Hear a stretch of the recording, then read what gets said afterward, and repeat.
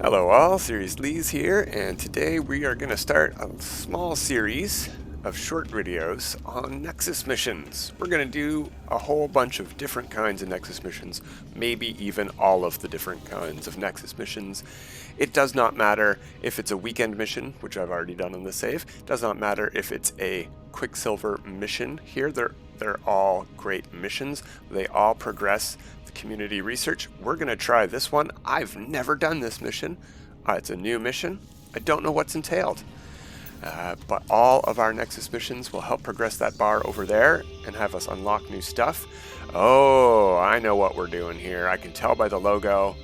We are going to hunt some worms.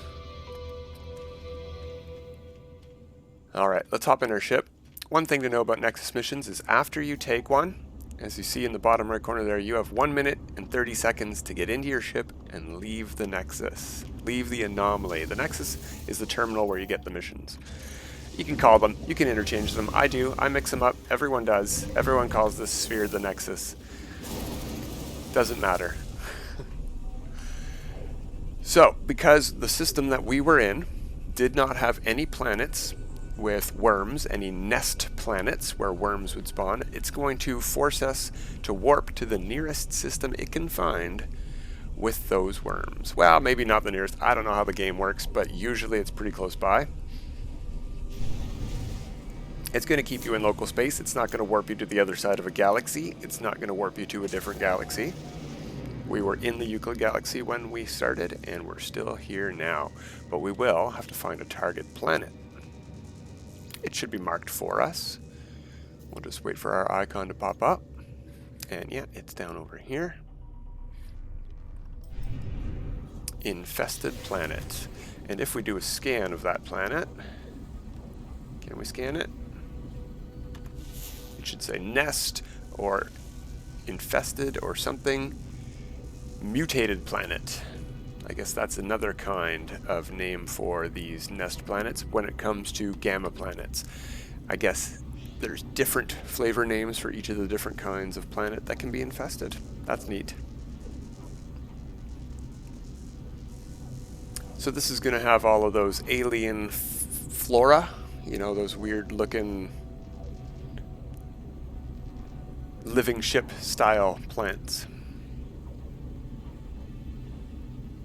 And we're going to be looking for sandworms that burrow up out of the ground.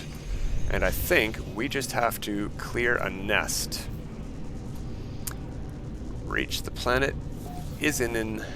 Well, we are headed to Izinin. It looks like we do not have to head to any specific location. It's marking just nothing out there. Looks like a storage silo. Maybe.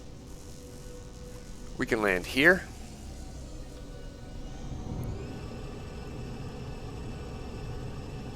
Should be nice and safe on this station. A sandworm will probably pop out of the ground as soon as we get out of our ship.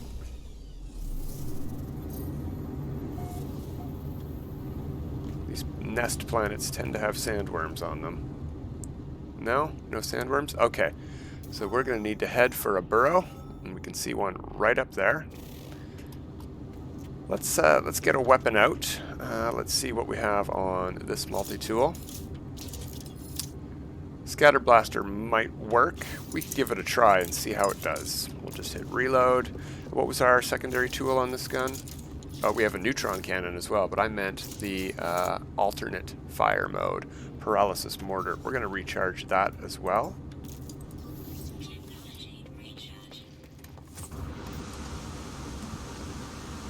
And as we get close to this burrow, a bunch of worms are going to pop out of the ground and start attacking us. So we need to be careful.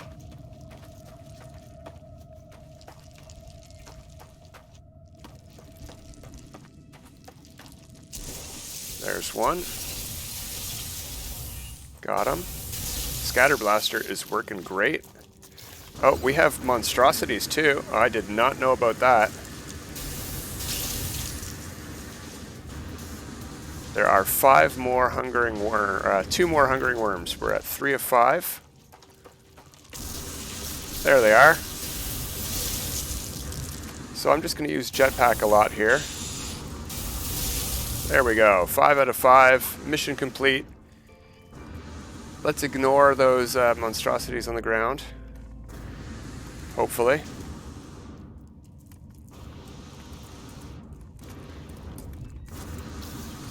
Whee! We don't want to take fall damage either, but it's better than monstrosity damage. And these guys are super fast, so running isn't going to cut it. You're going to want to use the melee boost, and you're going to want to stay in the air so they can't hit you. Up on the base, we should be safe. We'll hop in our ship and head back home. A very easy mission for a new mission.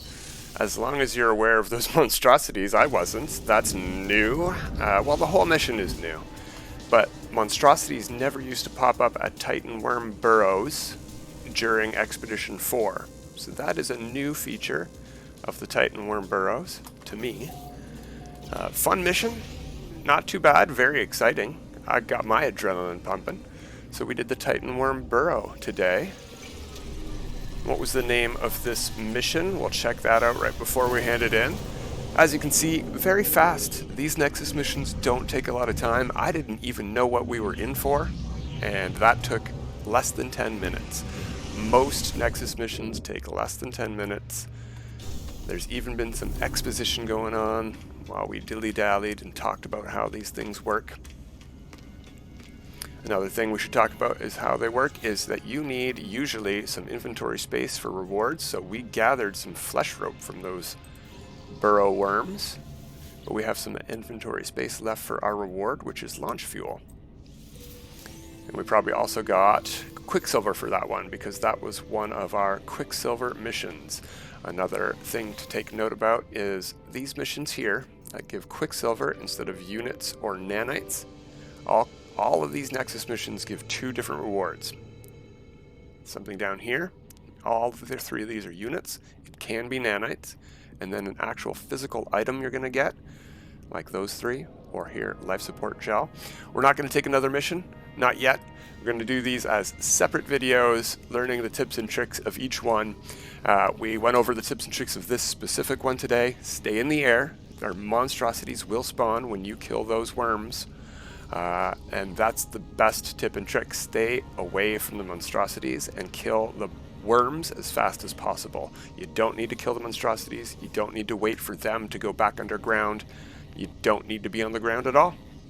Kill the worms, you're done the mission. Simple and easy.